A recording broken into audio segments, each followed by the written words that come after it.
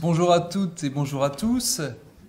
Merci de votre présence. Nous avons aujourd'hui l'honneur de recevoir à la faculté de droit de Nantes le professeur François Lecoutre, qui est un grand spécialiste de Hans Kelsen.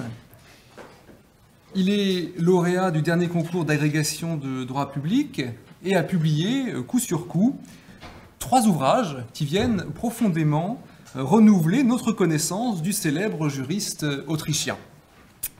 François Lecoutre, vous êtes tout d'abord l'auteur d'une thèse remarquable consacrée à la controverse entre Hans Kelsen et Erik Vogelin en théorie du droit et en théorie politique, publiée en 2020, et pour laquelle j'avais eu le plaisir de rédiger un compte-rendu dans la RTD-CIV. Et c'est à la lecture de ce travail que j'ai eu envie de vous inviter pour parler de Kelsen, cet illustre méconnu, un juriste mondialement célèbre, mais souvent caricaturé et mal compris. Votre thèse de doctorat a reçu le prix Louis Joinet et le prix Montesquieu de l'Association française des historiens des idées politiques. Et vous êtes également traducteur en français des écrits de Kelsen. Vous avez premièrement traduit et fait paraître aux éditions Quimet Une nouvelle science du politique, qui est une réplique de Kelsen au livre d'Erik Vogelin, son ancien doctorant. Et en 2023, vous venez de publier une traduction de grande qualité de l'ouvrage Religion séculière, toujours aux éditions Quimet, et accompagné d'une riche postface de plus de 80 pages. Et c'est de ce livre que vous venez nous parler aujourd'hui. Alors mes étudiants du cours d'histoire de la pensée juridique qui sont ici présents connaissent maintenant bien Kelsen en tant que penseur juridique, en tant qu'auteur de la théorie pure du droit en 1934, en tant que père du normativisme et du principe de hiérarchie des normes.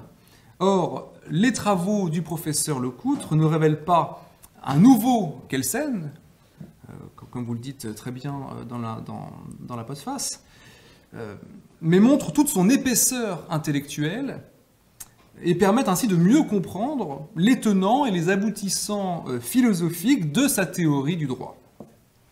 Par ailleurs, Kelsen semble faire les honneurs de l'actualité, puisqu'il y a quelques jours seulement, Éric Millard, professeur à l'université Paris-Nanterre, vient de publier pour la première fois en français l'autobiographie de Kelsen.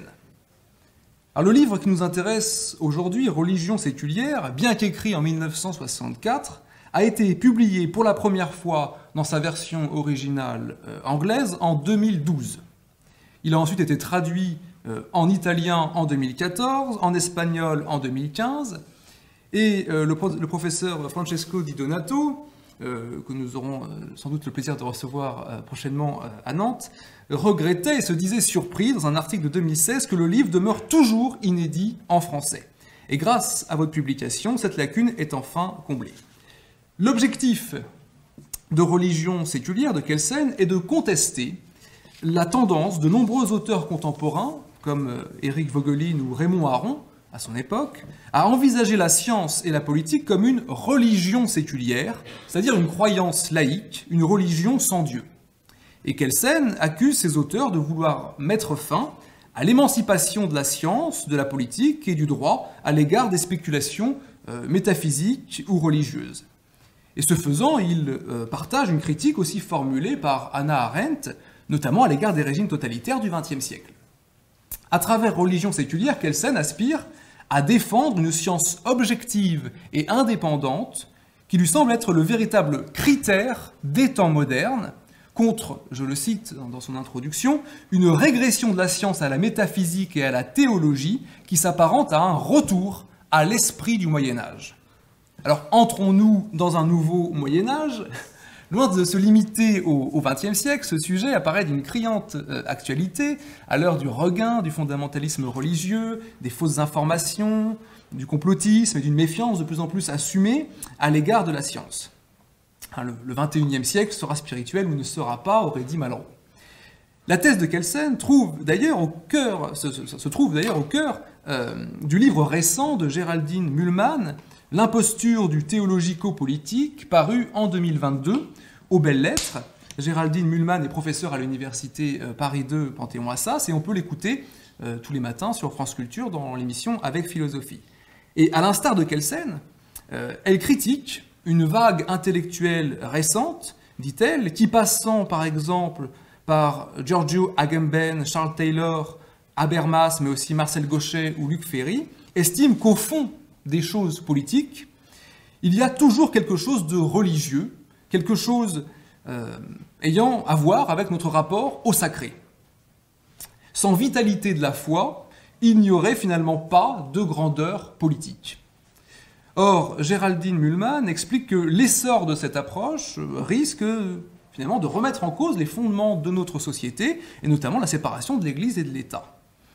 Par conséquent, pourquoi l'absolu, l'idéal en politique serait-il forcément lié au religieux ? Ces tendances n'aboutissent-elles pas, en somme, à nier l'héritage des Lumières et du positivisme pour renouer avec un récit théologico-politique commode et simpliste ? C'est ce dont nous allons discuter durant l'heure qui vient. Avant de vous passer la parole, je tiens à remercier vivement le laboratoire Droit et Changement Social et l'Association des historiens du droit de l'Ouest qui ont permis la réalisation de cet événement.